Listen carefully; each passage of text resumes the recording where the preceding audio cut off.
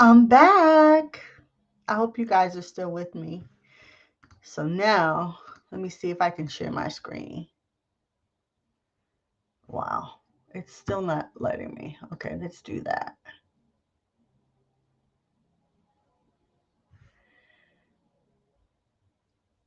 Okay, I did that. I did what you said to do. Let me reload.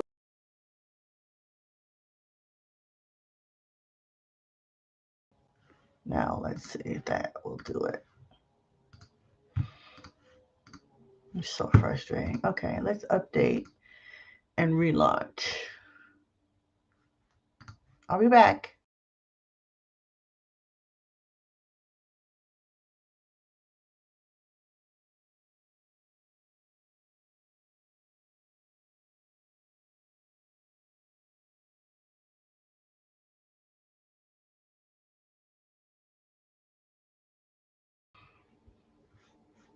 I'm back.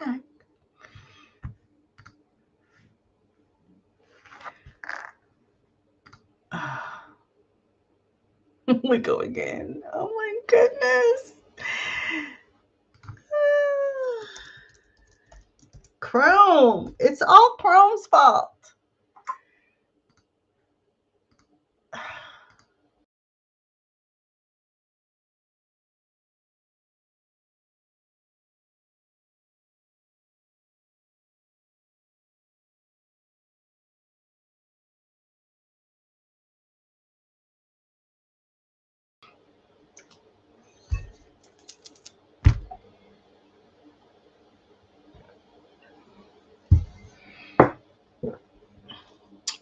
Okay. Will this work now? Oh, now I gotta open up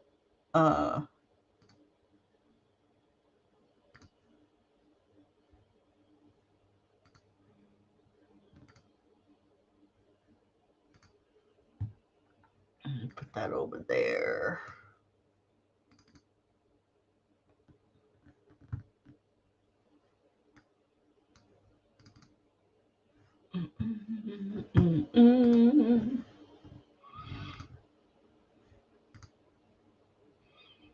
What a hot mess, huh? Okay, let's try this one more again. Yay!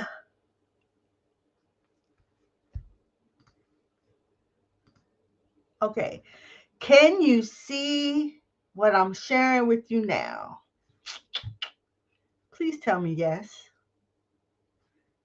Please tell me that you can see the toolkit. I hope so. Oh, where's my chat? There it is. So if you are still with me, Denise, are you still there? Anyone? Hello? Woohoo. If you can see my screen, please tell me that you can see it. Now I'm going to have to splice all these videos together. Oh my goodness. Anyway, there's the new cover. Yay. Thank you, Denise. So there's the new cover. And I chose this picture because, well, for two reasons. One, I really like it because it has, my laptop kind of blurred out in the background, but it's me actually thumbing through my IG account. And I did this to emphasize that whatever we do with our web presence, whether that's social media, that's our landing pages, our websites, it's really important that we make sure our web presence assets, tools we use are mobile friendly, because more than 75%, I don't know what the percentage is now, but it's up there. I know 2 years ago it was about 75% of web traffic is on mobile devices, right? So it's very, very, why did that come up? Oh, because my car just pulled into the driveway. My husband.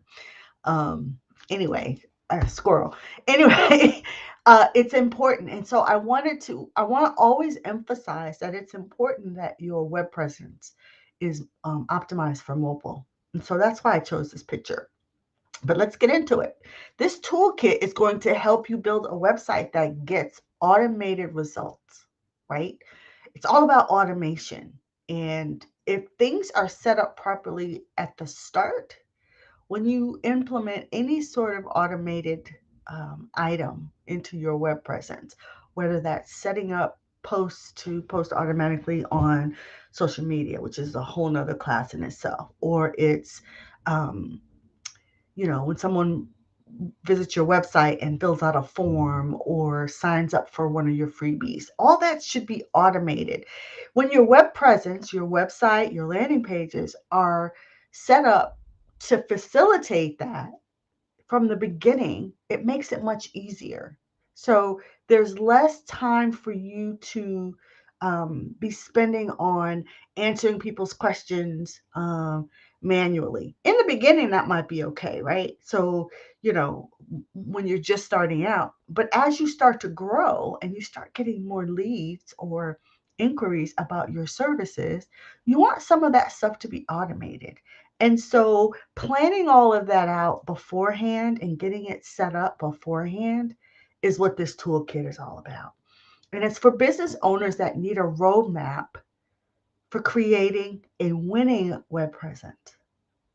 It's winning for you, it's winning for your website visitors, it's winning for everyone all the way around. When all of this stuff is set up, all of this stuff, all of this stuff you have to deal with is set up beforehand. Okay, so in this toolkit, you will notice, let me go to the next page, um, that I concentrate on one that works for you. And when I say works for you, I mean does the things for you that you need done so you don't have to do it manually, like answering um, basic inquiries, like delivering your freebies or delivering your digital products if you're a consultant or a coach, or if you're a speaker, maybe it's delivering a one sheet. All right, our websites today are not just a static online brochure like they used to be in the past, or a blog, right? Your web presence should guide your visitors through the door of your client journey. Okay, your client journey is whatever happens with a prospect from the time they first get introduced to you to the time you're asking them for a testimonial and your work is done. Because you deserve a home on the web that attracts those kinds of visitors, right? Ones that are going to stay with you from the beginning to the end. So if you build a website or any kind of web presence, like a landing page or opt-in page, it starts with planning it out first. And this toolkit and the tips and strategies I share in this free PDF. This is free. It's going to prepare you to build your own website or landing page, or it's going to help you meet with a designer of your choice so that they can build it for you. Okay? There's all the legalese, copyright stuff. Oh, I went backwards. Sorry. So that's me. I'm a web designer, speaker, author, and an all-around systems and automation strategist. I help entrepreneurs and independent business owners build the automation they need to run their businesses online. Okay, I'm all about the shortcuts, honey. When you work with me, I'm going to find the easiest way to do something for you and your business. We'll work on the best process and the best technology for your brand. Okay. Your business model is very important, how you do business. And then your work style is important to me when I work with entrepreneurs. Um, Not necessarily what works for other people. Okay. It's not a one size fits all environment here. So this toolkit was designed to help you figure all that out beforehand so that you can build a web presence that does work for you. Okay. If you like guidance and you want help, then this toolkit's going to help you. So it's time to plan and build a profit producing web presence. Okay. You're going to set the stage for how you show up online. You're going to learn critical steps because if you're building it yourself, you need to know which order to do things. Um, or if you're hiring a designer, your designer more than likely is going to be working in this order, the order that I've put these tasks in the toolkit. They're going to ask you for content. They're going to ask you for what you want to say on your pages and what you want the website to help you do. There are some suggestions in here on what those might be. Okay. And then there's a new bonus at the end. I've included some examples of simple opt-in pages and how you can get set up on the web, even if you're not ready to build a full-blown website. A landing page to start in your social media, one or two social media sites, is all you really need to get started. Okay. So the first section, first couple of sections, first couple of pages is all about the basic information of your business. It's your website and business information, your name, what you provide, your website address if you have one, your main website address, um, your hosting company if you're doing a self-hosted website, and the login details. I don't know about you, but well, maybe I'm on an island by myself in this room because I'm the web designer and I have several different websites that I maintain and manage for other people. I also have several of my own. You may only have one, but I can't remember all the passwords and all the login details for all the stuff that I need to remember besides my website. And so I like having one place to jot that stuff down. Plus, my assistant may need it, right? I can just fill this out and save it and send it to my assistant. If she, new assistant, new people that work on my business. So having it in one place is very important. Your email service provider and the login details. Okay, I have two. I have MailChimp and I have ConvertKit. I don't remember all the time what my passwords are. So I like to write them down. Who my payment processor is, right? If you hire someone, your web designer to build your website, your web designer may need to know that if your website will be collecting any kind of payments or you have them setting up any kind of payment collection somewhere on your website. And then your scheduling system. That's for all you coaches, consultants, and personal, your professional, independent professionals who independent professionals that have services for individuals. You know, you provide individual services. You may charge for a consultation or a session, and you may need a scheduling system where you can collect payments, book appointments, etc. You can put that information here as well. And then the second page is more of that, your social media links, your hex codes for your brand colors. I don't remember mine. Mine are up there on the wall right there, but I also have them in a notebook in this toolkit, copy of this toolkit. This next block, keywords and key phrases, that's super important because if someone Googles you, they're going to use certain words to find your product or service, right? One of the things I do when I'm looking for something to buy or research is I go to Google. I'll go Google and I put in certain words, right? Well, you need to know what those keywords and key phrases are for your business because that's one of the ways people find you online. You have to optimize your web pages, web presence, your landing pages, opt-in pages with those keywords because that's going to help people find you, especially in your local markets on Google. Okay. And then anything else you may need to record is very important here on your in the toolkit. So I give you space for that. All right. This next section is all about objectives, right? So if you think about what you want your website to do for you, when you first hear that, you think, well, it's a website. What do you mean work for me? Yeah, your work, it's an investment. And so you should be getting some sort of return, right? Whether that's monetarily or giving you back some time. So what are some of the things you need people to do on your website? Maybe book an appointment, purchase something from your shop, sign up for your email list, follow you on social media, read your blog. If you're a writer, you have a blog. Maybe view your portfolio ahead of, meeting with someone. If you're a graphic designer, web designer, branding specialist, copywriter, you may want people to look at some of your work beforehand so that they get a sense, either before or after you meet with them, to get a sense of what you offer. That may be something that's important to you.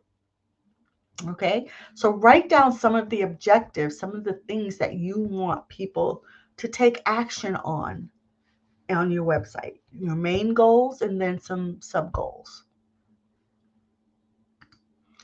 This next section is super important because I get a lot of entrepreneurs that come to me and don't really understand when I ask this question. Well, what's your story? Why did you start your business? And if you are not passionate about jumping in and telling me why you started your business, you need to go back to the drawing board, because that passion and that story is going to sustain you during the ups and downs of building your business.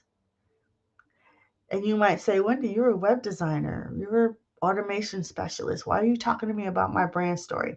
Because it matters to me that I choose web design and technology that matches the needs of who you are as a brand.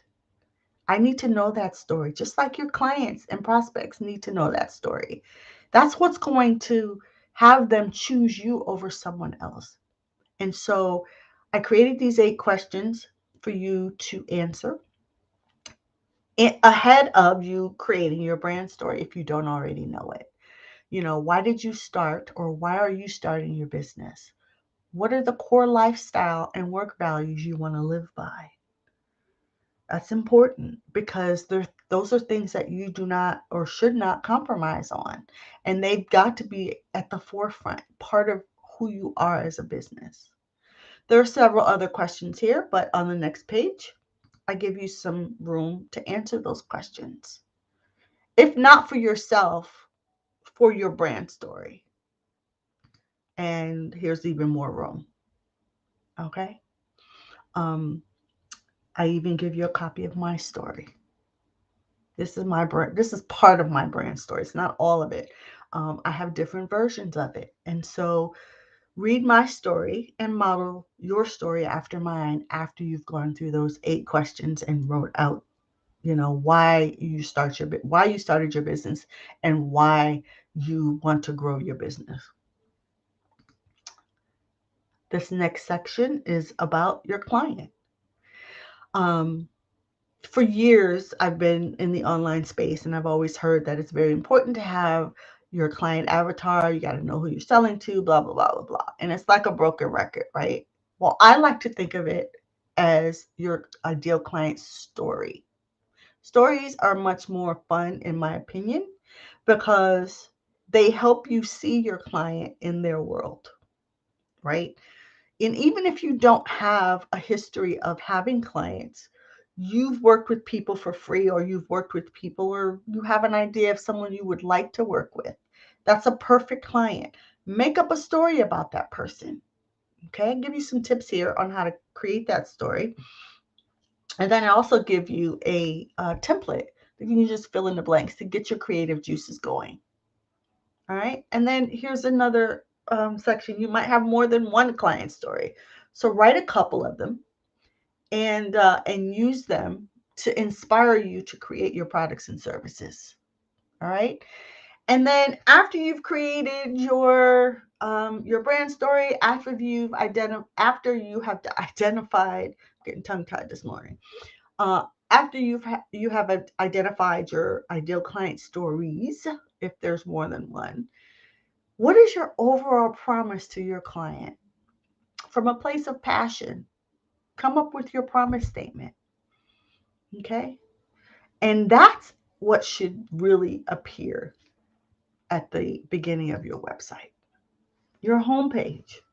That first thing you see when you navigate to a website in a few seconds is going to tell you whether you've reached a site or reached a place that you want to learn more about whoever it is you're checking out online, right? If you see something in that first 3 to 5, 10 seconds or so that resonates with you, you're probably going to stick around and see how to work with that person or see what they have to offer. And so that initial statement or image or video or whatever it is they see, once your website renders on the screen, before they scroll, before they click anywhere, it should make a promise to them or should indicate who you are as a brand. And so in 7 to 20 seconds, they should be able to say, oh, yes, I'm in the right place. Even if they don't speak it, they'll think it, right? They'll say, okay, I want to check this person out. I want to see what they have to offer. Okay, and so that's what your promise statement is. We go back here, there's some tips on how to create your promise statement. Answer this question. What do you offer in the form of results and benefits? Not features, but results and benefits. What is the transformation if someone works with you or buys from you? How are they going to feel? Features are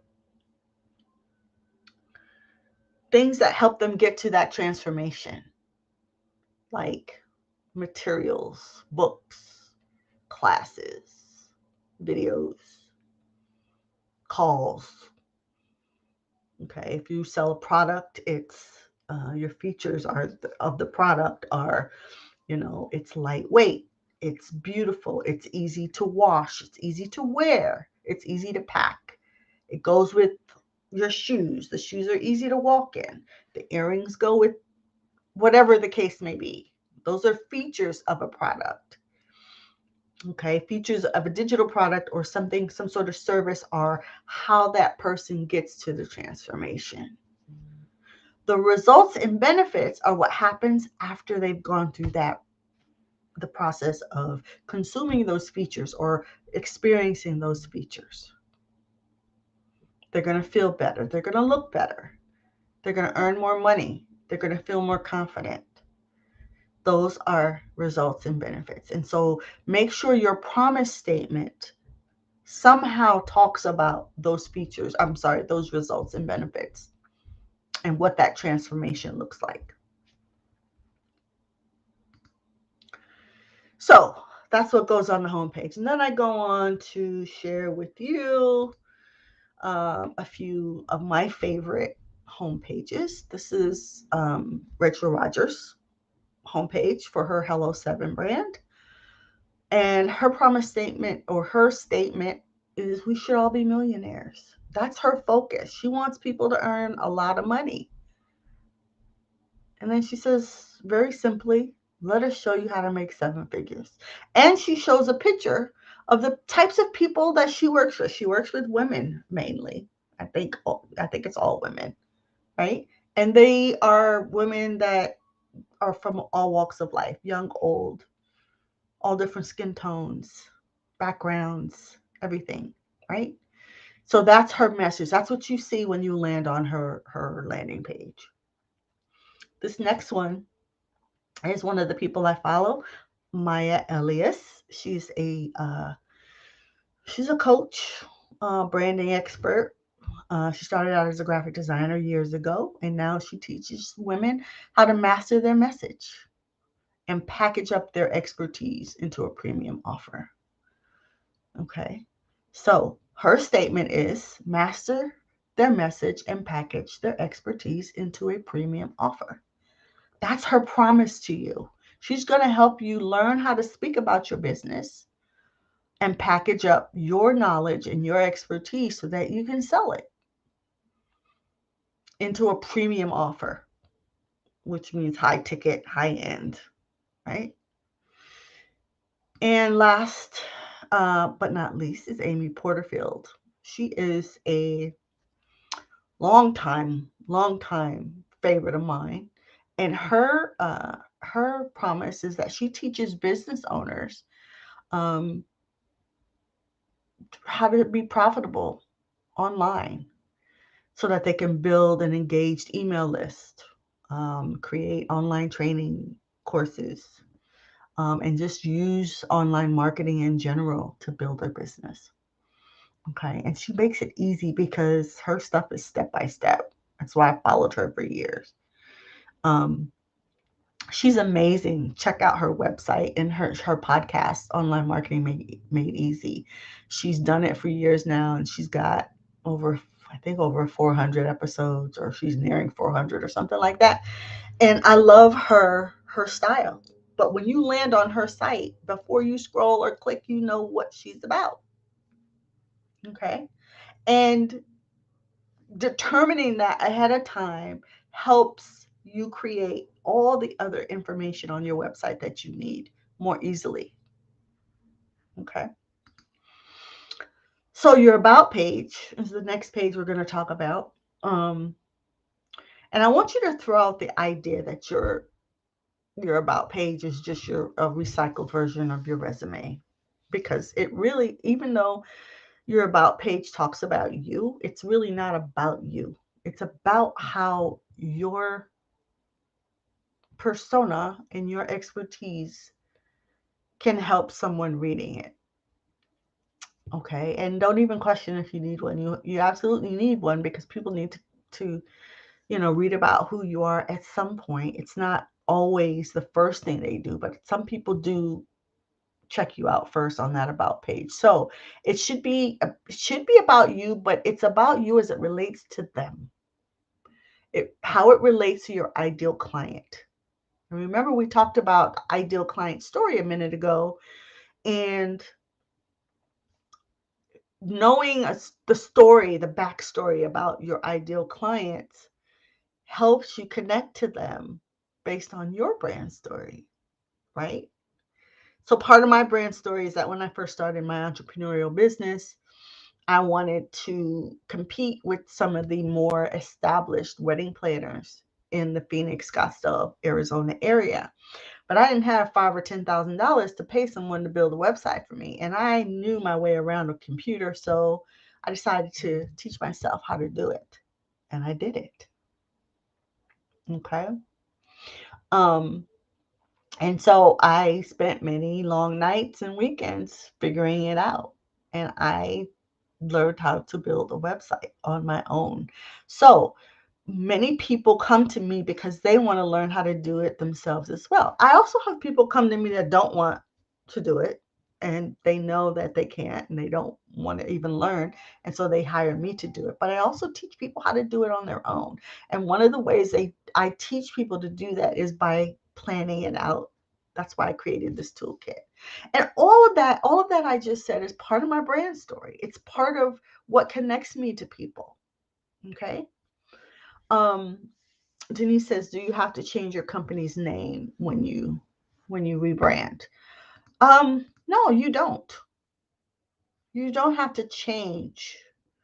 Um, you don't have to change your company's name. Sometimes part of rebranding is the aesthetics, the way it looks, right? Some people want a more uniform overall look to their brand, and so they'll change the aesthetics, the logo, the colors, the fonts. Um, Sometimes the messaging changes.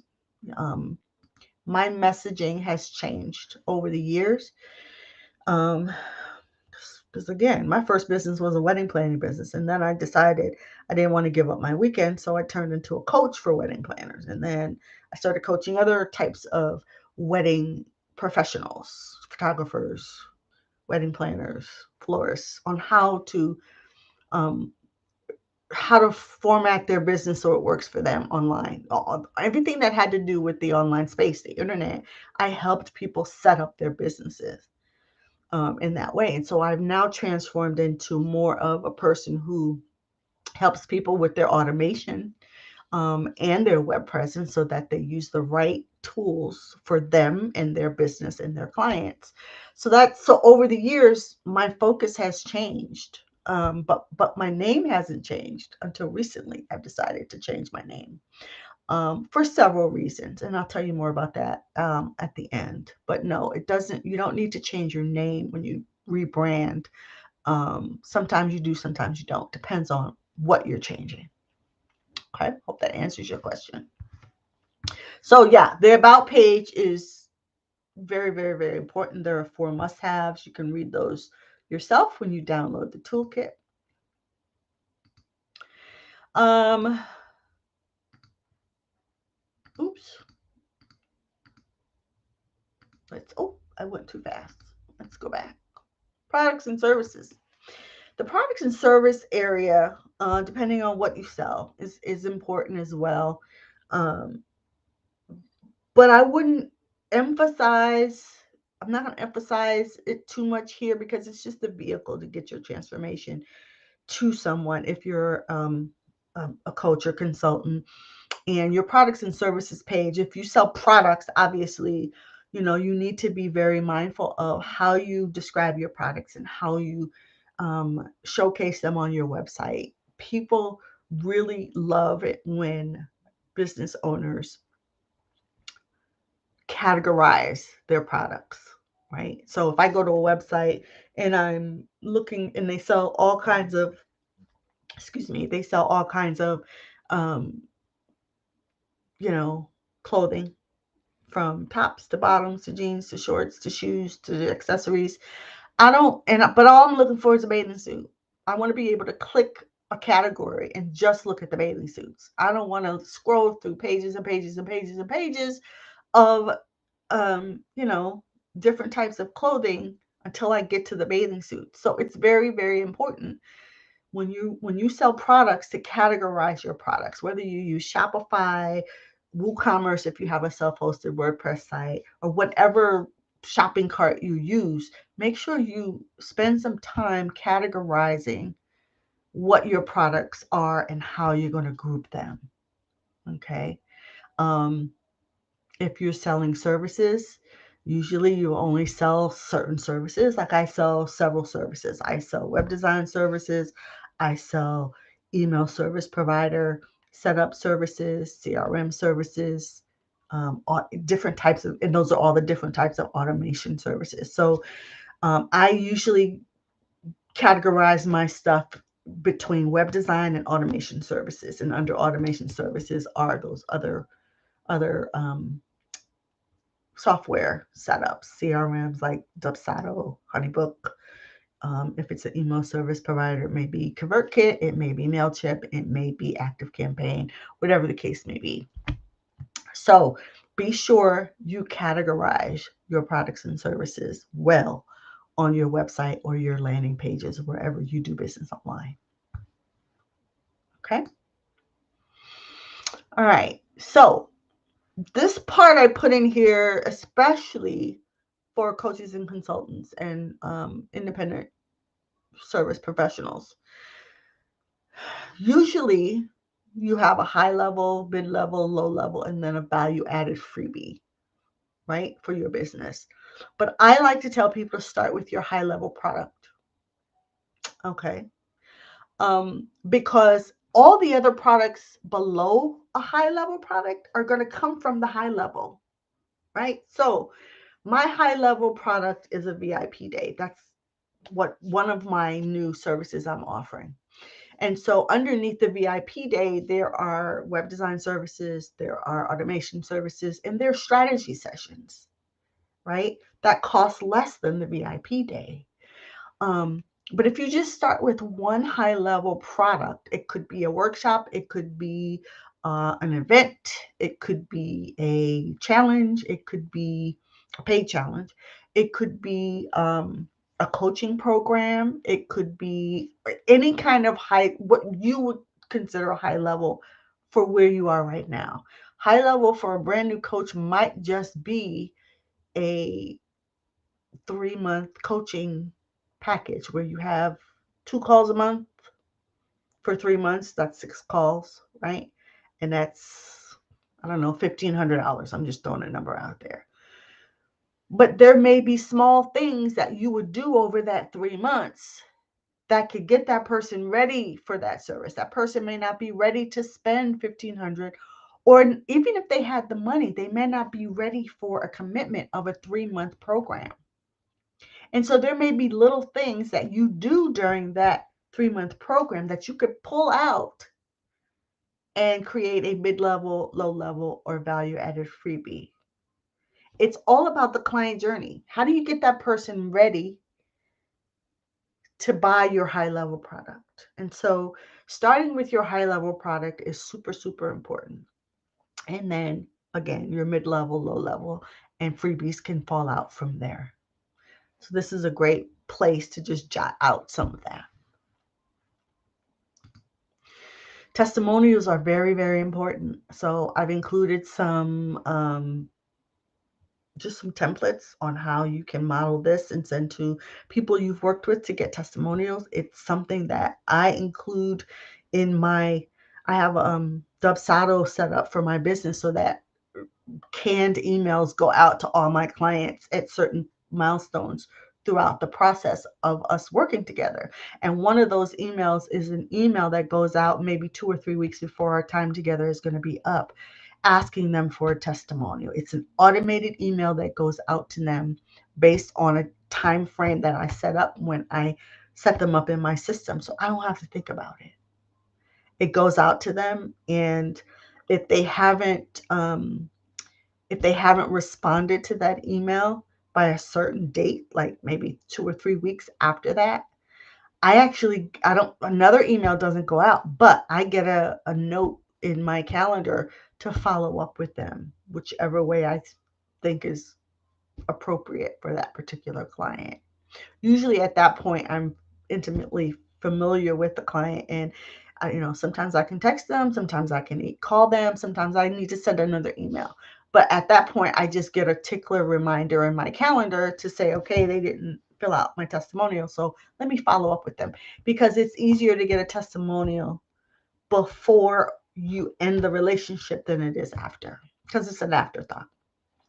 And sending someone a template on suggestions on how they can write the testimonial for you helps to make it easier for them. And so I include several in here, one for a service-based business and one for a product-based business.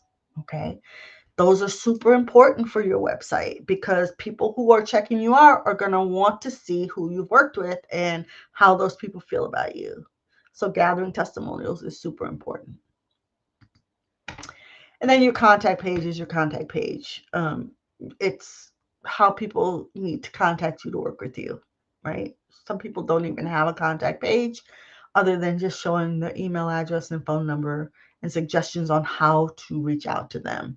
I know back in the day, people used to have forms that people could fill out, and it just got taken over by a bunch of bots. And so I don't encourage people to have a contact form on their website unless it's working for them and they're okay with it and they have all of the right software set up to prevent bots from, filling out that form automatically. But if you prefer clients contact you in a different way, whether that's sending a message through Messenger or online in the DMs or whatever, this is the page where you can put that information. Teach your visitors how to contact you. Okay.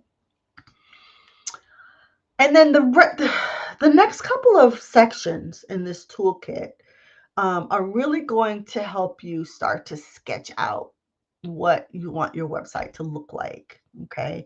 And I just give you some blank pages. Well, first I show you a sitemap example of how you need to think about some of the core pages of your website and some of the sub pages that go underneath that, so that you have a roadmap when you're building your website and how to build it and what you need to build based on what you think you want your website to have. And so sketching this out beforehand it only takes a little while, a little bit of thinking, but doing it beforehand gives you a roadmap on what to build. And here's a blank copy for you to print out as many as you need. And then the next couple of pages are website layouts for what your page title is going to be, which is important for Google. Be intentional about your web page titles, other than home, about, products, services, blog. Some of your sub pages, you need to be intentional. What the goal of that page is. It's going to help you know what to put on that page, what the URL should be, and what the parent page is. So for instance, one of the sub pages to a about page might be, if you have a team, You may have a standard about page about the company and then you. And then you may have underneath 2 or 3 spaces for members of your team. You may want to create sub pages for each team member so that they have their own credentials page or page about who they are. And so you might want to sketch out and plan out what one of those pages would be. And this is the place to do that. You can write notes on what the content might need to look like. For instance, for an about page for a team member, you might want to type in here or sketch out, make notes. You know, you need their resume, you may need some of their bio information, you may need to know what they provide for the company and some of maybe some personal information about them. With the call to action from this page. Every web page should have a call to action, even about page for your team members. All right. So an example of a call to action on a team members page might be, um, I have in my business, I have graphic designers that I work with, right? And so I may have a page about a graphic designer. That page and part of the services that I may offer may be logo design or business card design, right? And so from my graphic designer's about page, I may have a call to action button at the bottom that says, do you need a logo? Click here, right? And then that will take them to whatever page will help them fill out a form, book a discovery call, or whatever it is that next phase in the journey will be. Planning it out on this piece of paper is going to make it much easier when you start to build. Okay. And then imagery, notes on what you need from that person, a headshot, maybe a picture of them at their desk working or whatever. And then any relevant links that you need to have here. For instance, if the call to action is to your inquiry form or a book a call form, you want to include that. You need to include that link on this page. All right. All right. There's different types of layouts for each page, whether you want, a big hero image across the top and content on the left and a sidebar and a footer. And this one has no sidebar. These are just templates to give you some ideas about how you want to craft or design your page. And then here at the end, I've given you some examples of a links landing page. If you're not ready to build a website, here's an example of I call it a links page, landing page for a new business. It's just a picture of Cindy or Chrissy, who she is, how to get on her list, and then some relevant links on the right to her social media sites, Instagram and TikTok. How to join her community. She has a Facebook group. So there's a link, there'll be a link there to her Facebook group, and then a link to her calendar, which is on Calendly. So Chrissy can build this in her ConvertKit email service provider. She doesn't need to have a self-hosted website, not yet, because she's at the beginning of her business. She's building her list, she's building her clientele, she's building her audience, she's building her community. And right now, most of that community is on Instagram or TikTok. And then she has a community Facebook group on Facebook, right? She doesn't need a website yet. This is how people can get introduced to her and get on her email list. And then she sends out weekly emails. What she has is a calendar. This is actually one of my ideal client avatars. So this Chrissy Adams person doesn't really exist. She's just my muse. But this is what I use when I'm instructing and teaching. Chrissy, this particular muse has a freebie that she does every month for her email list. It's an actual calendar of them. The next, like for instance, Chrissy just in my mind sent out her calendar for April. And on that calendar every day, she has some sort of fitness or nutrition tip or engaging link. So on some of the days, she has links to videos she's done for different exercises, videos of exercises she's done, and she stores those on YouTube. Or she has a video of her making a healthy snack, or she just has a link to a particular recipe that she has posted somewhere on her Facebook business page, right? Again, she does not have a website yet, but she's doing all this to build her community through some of the tools that she uses. Some of them are free, some of them are paid. Obviously, ConvertKit is a paid item, and then she uses her Calendly to book calls, which is free um, unless you're charging for the calls. All right, I need to take a sip of water. 1 second. All right, we're almost done here. So the next example is an opt-in landing page. So this one was a links landing page. This is an opt-in landing page, okay, that Chrissy has. And again, she built it on ConvertKit. She still doesn't have a website yet, right? So there's her message: how to get really good at preparing meals in 6 months, right? So it's a freebie that she has, or it's a book. I don't know. I think it's a website workshop where she's going to teach you how to get good at preparing meals in 6 months. So for 6 months, you sign up for whatever it is. There's the opt-in form, and she has a little bit of credential information at the bottom and what you're going to learn when you sign up for whatever it is she's signing up for. The bottom line is this is an opt-in page that you opt in for something, whatever the something is. And again, you don't need a website for this. You can build it on a website. Little secret here, I'll tell you, even though these can be built in ConvertKit, I built both of these. Excuse me, I'm so sorry. I built both of these on a self-hosted WordPress website. I recreated what could be done in ConvertKit. So when I teach about this, I teach both that you can build it either on a email service provider like ConvertKit that has landing pages, or you can recreate it using the tools I teach in my Elementor class. You can build it on a self-hosted WordPress website if you have a website. So you would need to use. Now there are pros and cons to each depending on what you're building. And we don't have time to get into that today, but the option is there for you to do both, either or, not both, but either or.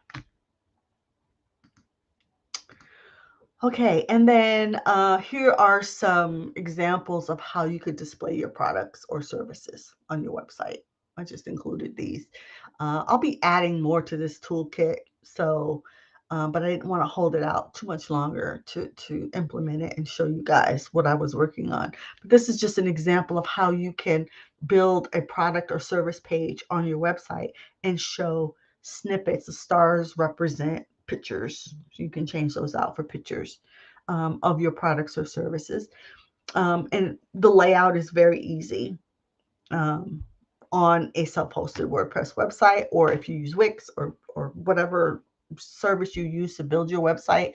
This is a nice way to leave enough white space around the area, but to show your products and services on your website. And that's it. What else do you need? This is just a space for you to, think about. Are you going to have a blog? Are you going to grow your email list? Do you want your blog visitors to be able to leave comments, or do you want to turn comments off? Just really, if you're a speaker, do you need to create a speaker one sheet? And do you want people to be able to download it from your website? Or do you want people to request it and then you can send it to them in a PDF format? Okay, some people who are very busy just put their media kit, it's called a media kit or a speaker one sheet, a link to it on the website, and people can download it as they need to. Or some people want people to request it so that they can have an engaging conversation about what it is they need a speaker for. Okay. All of those types of decisions should be jotted down here because that's going to help you as your own a DIY web developer, designer rather, or if you hire a web designer, they're going to know what to build for you if you have it written down here. Or they may or may not ask those questions. But I will tell you that if you go to this toolkit, all right, love what you do. That's just the end of the toolkit. So let me stop sharing my screen. Okay. Hi. All right. So if you're gonna hire someone, going through this toolkit beforehand before you hire someone, you're gonna make your web designer very happy because these are all the types of questions that a good web designer will ask you before they build your website. All the stuff that I just went through in this toolkit. So download it at, if you go to wendyjay.com, I'll put it in the chat for you guys. wendyjay.com/website. It still says planner for the URL. I know I gotta change that. I think that's the right. I think that's the right link. Download the new one and let me know what you think. Let me know if this has helped you consume this PDF. Because my fear, it's always my fear that I create a PDF or a freebie or something, because I've done it myself. And people download it and then they never use it. So I wanted to create this video. I wanted to do this live stream so that I could walk you through the reasons why I think this toolkit is really important. It's important because planning this stuff out beforehand is going to help you build a better website. Planning this stuff out beforehand is going to make the process easier for you when you're doing it yourself. Or if you're going to hire a web designer, it's going to make them love you and get your website done even quicker. Okay. It also empowers you to build the kind of website that's going to work for you and not what the web designer thinks you should have. So download the website toolkit and let me know what you think. Thanks for hanging out with me today. Enjoy the rest of your Saturday. And I'll see you next week. Oh, well, no, I won't see you next week. Next week's video, the next 2 weeks' videos will be restreams of live streams that I've done previously because I'm going to be on vacation. So, but you will get a video from me at 12 noon for the next 2 weeks. And I haven't quite decided which ones I'm going to stream yet, but if you have some suggestions, if you watch this video between now and next Saturday, which is April 9th, give me some suggestions on what you want to learn, and I'll pull out something from the vault and make sure it's streamed at 12 noon for you for the next 2 Saturdays. Okay. See you next time. Bye.